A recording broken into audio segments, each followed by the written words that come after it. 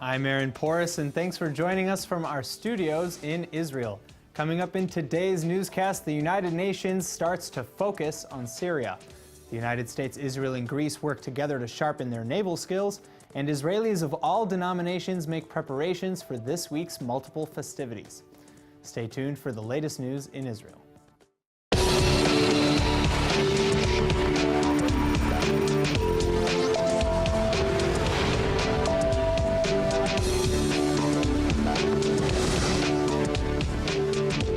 The United Nations Security Council is set to vote on a draft resolution today, insisting that Syria fully comply with an international investigation into the deadly April 4th chemical attack in the Idlib province. We'd like to warn those who've not yet seen footage of the attack aftermath that the following images may be upsetting. The resolution's text expresses horror at the alleged use of toxic chemicals against civilians. 87 non-combatants, including 31 children, died in the attack, which the West blames on Syrian President Bashar al-Assad. The draft demands the Damascus regime cooperate with a probe to be carried out by a joint team from the UN and the Organization for the Prohibition of Chemical Weapons. That means the handing over of all relevant logistic information, such as Syrian military flight logs and troop operations. The United States, Britain, and France submitted the resolution, but it's expected to be vetoed by Russia. In fact, Moscow has already blocked 7 other measures against its ally Syria since the outbreak of the war in 2011. United States Secretary of State Rex Tillerson is actually in Moscow today, where he's reportedly pressuring the Kremlin to reconsider its staunch support for the Assad regime. According to the Pentagon, there's absolutely no doubt that Damascus perpetrated the chemical attack, but despite the American missile strike on Syrian airfield last week, Washington's making it clear that there's been no change in its official United States military strategy. And overall, right now, the Americans are making very clear that ISIS is in our crosshairs. And that's what our conduct of the campaign in Syria is designed to take on ISIS and defeat them. This other effort that came up in the midst of that had to be addressed because it addresses a vital national interest of ours that chemical weapons not be used, that the bar not keep getting lowered by the Assad regime so this becomes commonplace. Meanwhile, another unnamed official says Washington is now investigating whether Moscow may have been complicit in the alleged sarin gas attack. White House Press Secretary Sean Spicer is being widely condemned today as well for having incorrectly informed the Washington press corps that Adolf Hitler never used chemical weapons. You look, we didn't use chemical weapons in World War II. You had someone as despicable as Hitler who didn't even sink to using chemical weapons. So you have to, if you're Russia, ask yourself, is this a country that you and a regime that you want to align yourself with? You have previously signed on to international agreements rightfully acknowledging that the use of chemical weapons should be out of bounds by every country. The spokesman for United States President Donald Trump has already apologized for perpetuating the major historical falsehood. He also acknowledged his claim was an inappropriate, insensitive reference to the Holocaust, with which there is no comparison. In truth of fact, the Nazis began using poison gas in 1939 to kill mental patients. They then murdered thousands of Jews in mobile and stationary vans before building the more permanent fixtures, gas chambers. At one point, at least 6,000 Jews were gassed to death on a daily basis at Auschwitz alone. Spicer made matters worse by saying that of course he was aware of what went on at the concentration camps, which he then called Holocaust centers. Yet he still maintained that Hitler never used gas on his people the same way as Assad did, in a clear mispronunciation of the Syrian president's name. There's been immediate outrage to Spicer's comments from the Jewish community and political leaders. House Minority Leader Nancy Pelosi is demanding President Trump fire him, a call being echoed by the New York-based Anne Frank Center for Mutual Respect. The head of the American Jewish Committee rhetorically asked what the Nazis used to exterminate millions of Jews, if not chemicals. David Harris, director of the American Jewish Committee, added that as horrific as the conflict in Syria is, there can be no comparison with, quote, the uniqueness of the Nazi killing machine's targeting of one people, Jews, and that the use of chemical gases to kill them should never be forgotten, end quote.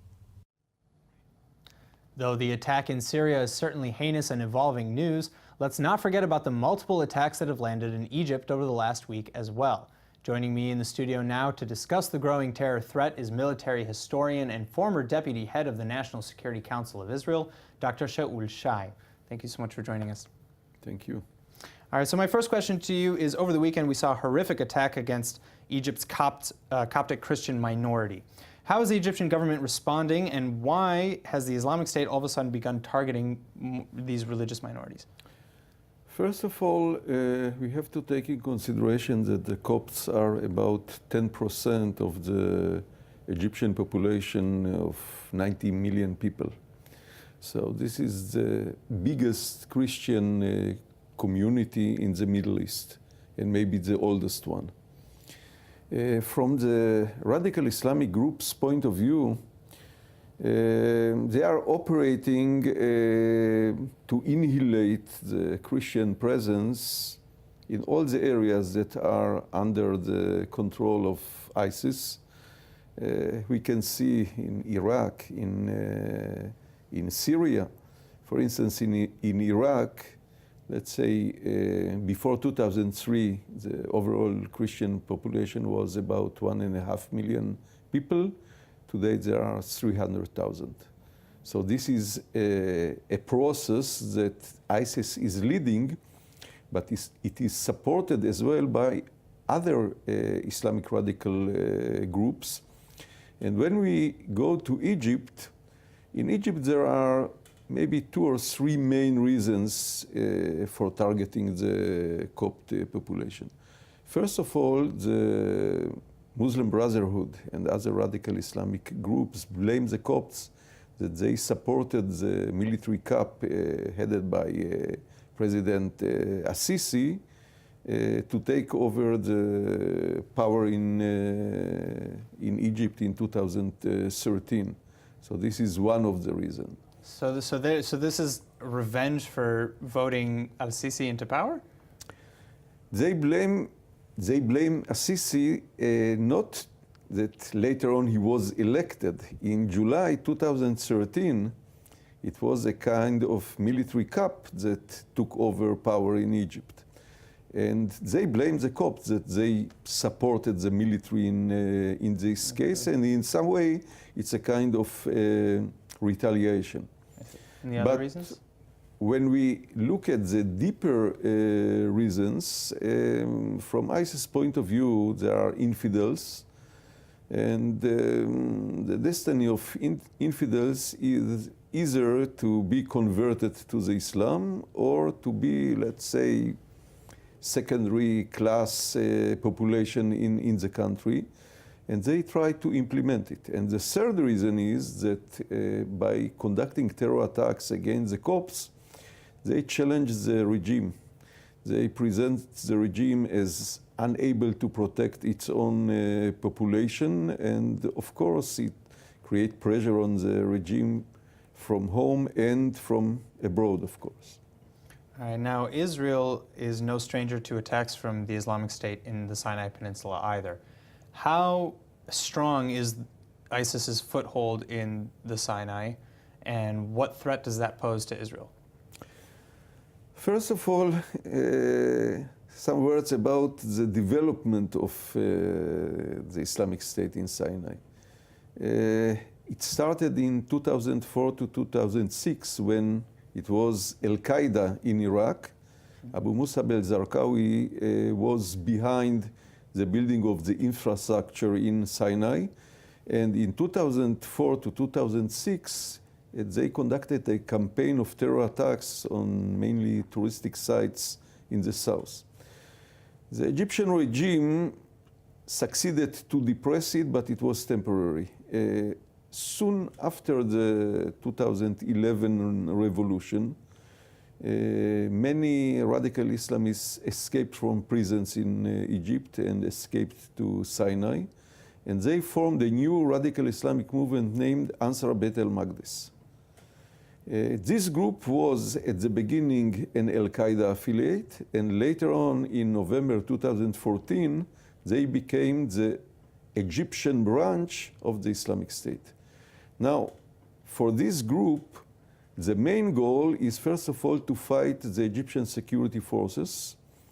They tried to form and declare an Islamic Emirate in the northern part of Sinai, in the area between the border with Gaza and El Arish. The Egyptian forces succeeded to prevent it, but if we look at the strengths of this group, in spite of all the Egyptian efforts, they are still strong, and the problem is that what we have seen last week, the attacks in Alexandria and Tanta, that they spill over from Sinai into the heart of Egypt. Now, regarding Israel, for the group, of course, Israel is a high priority target. And from time to time, they publish videos and audios threatening Israel. The last attack was a Katyusha attack on Eilat that Israel prevented it successfully. But we have to take in consideration that the capabilities are high and the motivation is high. And we know that at times that ISIS is suffering defeats in Iraq and Syria, they try to show success in other theaters. And one of these theaters, unfortunately, is Egypt, and maybe attacks against Israel. All right, well, thank you so much. Unfortunately, that's all the time we have today. Again, thank you so much for joining us. Thank you. Back to the United States. Though 2 suspects have already been caught so far, it seems another Jewish community center has just been vandalized, this time in Virginia. Swastikas, SS symbols, as well as the words "Hitler was right," were found graffitied on the exterior of the JCC building. Less than a mile away, a United Church of Christ was also vandalized with swastikas, along with Islamophobic and homophobic slogans such as, quote, "Defend America, no Muslims," and "Jesus knows no traitors," end quote. In related news, Juan Thompson, 31, pled not guilty for cyberstalking charges and for threatening Jewish community centers and the Anti-Defamation League. If convicted, he could face up to 5 years in prison. The FBI claims that Thompson threatened various Jewish institutions, including the ADL, JCCs in San Diego and New York, schools in New York and Michigan, and a New York City Jewish History Museum. 3 weeks after his arrest, an Israeli-American teenager was also arrested at his home in Ashkelon for allegedly authoring the majority of the bomb hoaxes. Since early January, Jewish institutions across the United States, Canada, Australia, and New Zealand have been subjected to over 100 bomb threats. Israeli naval commandos just wrapped up a multilateral defense drill with their Navy counterparts from the United States and Greece. While the war games and simulations were pretty interesting, one of the most fascinating aspects of the exercise was the deployment of an Israeli ship called Hanit, which carries a poignant history of its own. Almost all Israelis remember where they were in 2006 when Hezbollah hit the ship in a missile strike that killed 4 soldiers. The attack came during the Second Lebanon War, and it was the first direct strike on an Israeli warship in decades. The terror group celebrates the action as one of its greatest triumphs. The 34-day conflict claimed the lives of 165 Israeli civilians and soldiers, and at least 1,100 Lebanese non-combatants and fighters. Now, even though it was hit, the Hanit was unsinkable, and it's still around today to help the Israeli military train. The ship is now equipped with Barak missile defense systems and other advanced weaponry in preparation for any future conflicts with either the Iranian-backed terrorists in the north or Hamas in the south. The purpose of the joint drill was aimed at heightening defense of Israel's coast and offshore gas fields against all seaborne threats, ranging from terrorist suicide boats to submarines. One of the worst things that can happen to your computer is simply that your hard drive might break down or that some nasty computer virus will come along and wipe out all your hard work. It's easy to tell someone just to do a backup, but that's not always as easy as it sounds either. Well, joining me today in the studio is Ellie Lopez from Reduxio, a company that has created a revolutionary new way of backing up your important data. Thank you so much for joining us today. Good evening. So my first thing is, what is Reduxio and what is unique about that system? Right. So we all know the importance of data. Think about what you store today on your PC as opposed to 5 years ago. Movies and documents and receipts and emails, etc. So the importance is incredible. Reduxio was created to help customers and organizations manage this data. So our two founders are Nir Peleg and Amnon Strasser, and they're veterans of the computer industry and storage industry in particular.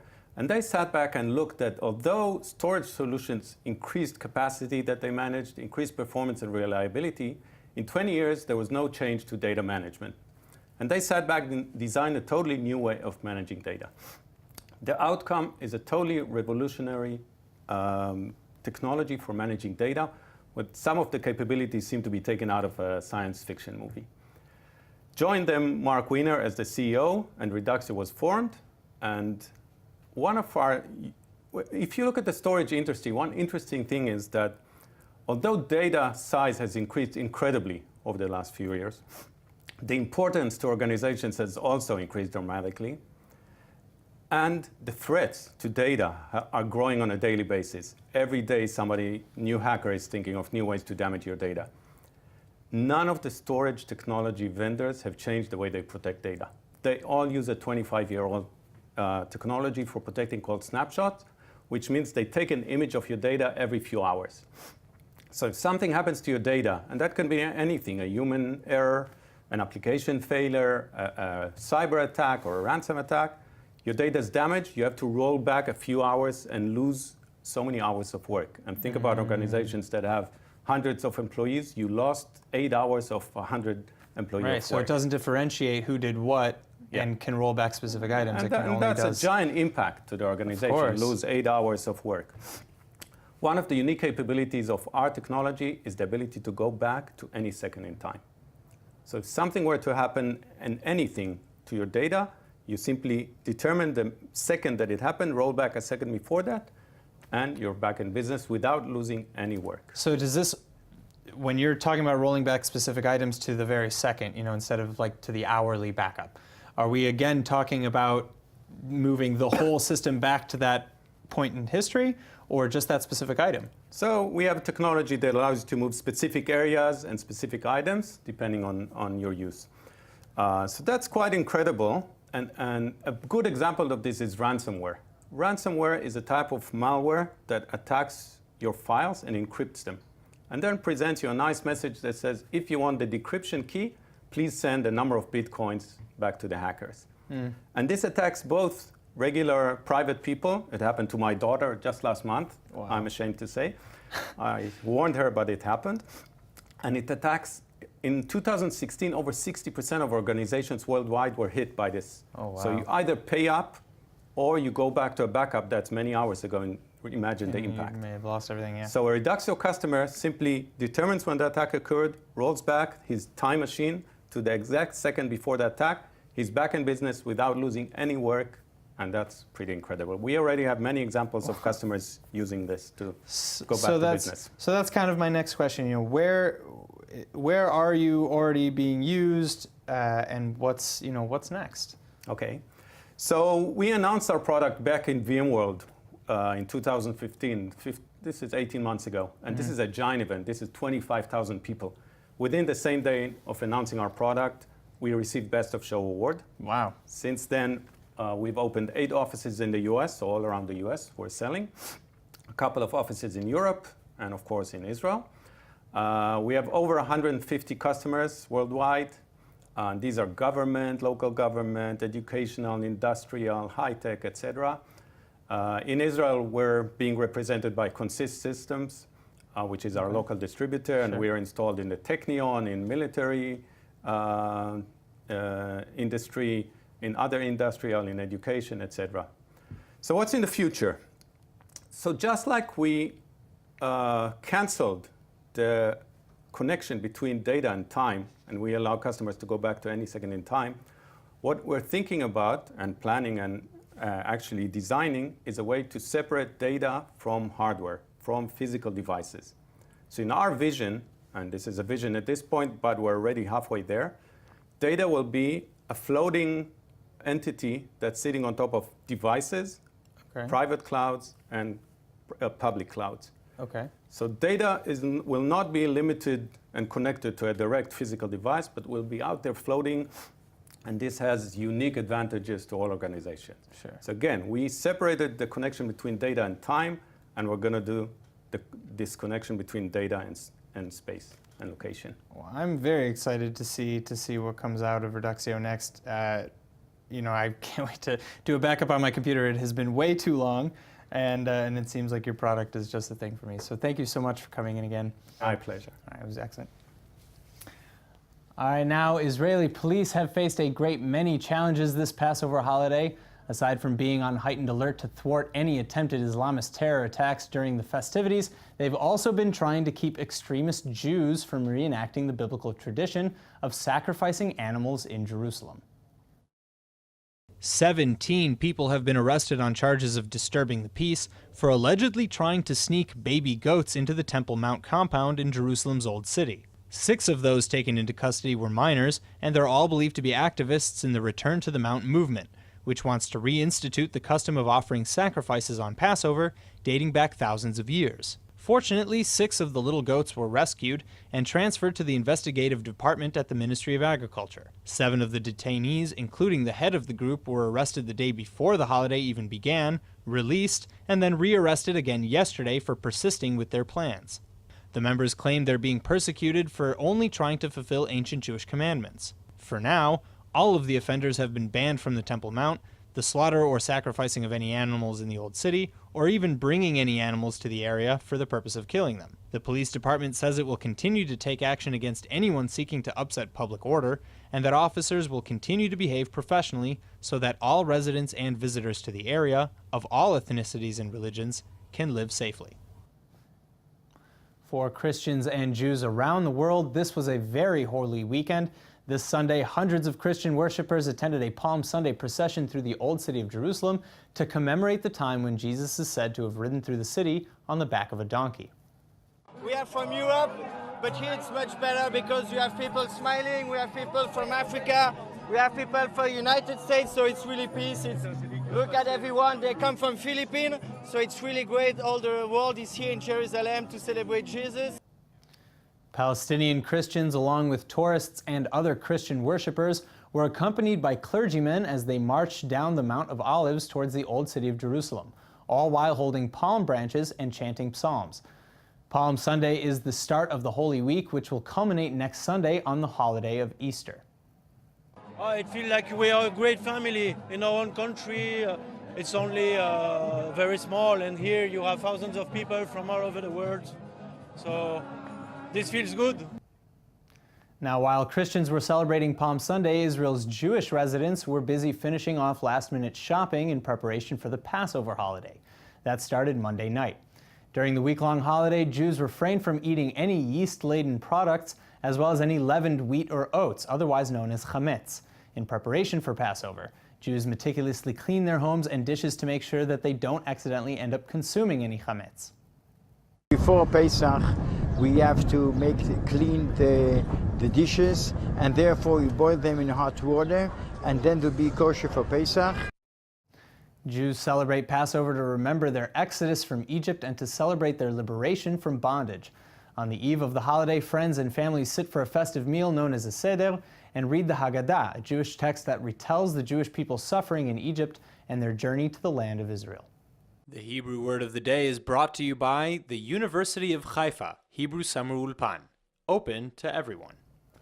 And now for our Hebrew word of the day. As we told you earlier, this week marks a very special time for hundreds of millions all over the world, both for Christians and Jews. So in honor of this week's celebrations, our word today is tefillah, meaning prayer. Tefillot, or prayers, take many different forms depending on your personal beliefs. While most religions have a tefillah for just about everything you do from the moment you wake to the moment you sleep, others may just be designed to keep you in tune with spirits or ancestors. In Judaism, there's even a practice of putting on phylacteries or tefillin 3 times a day. Tefillin, of course, comes from the same word as tefillah, so just remember that you should never judge another by the way they do or do not pray. In the end, the main idea behind most any belief is love, and I think that's a message we can all get behind. Let's take a look at our weather forecast. Tonight you can expect occasional showers and isolated thunderstorms with a low of 70 or 21 degrees Celsius. Tomorrow is going to be pretty much the same, but with a slight drop in temperatures and an average high of 78 or 26 degrees Celsius. All right, that's it for today's news. Today's exchange rate is 3.65 shekels to the American dollar. Remember to sign up for our daily newsletter at iltv.tv. Thanks for watching, and see you next time.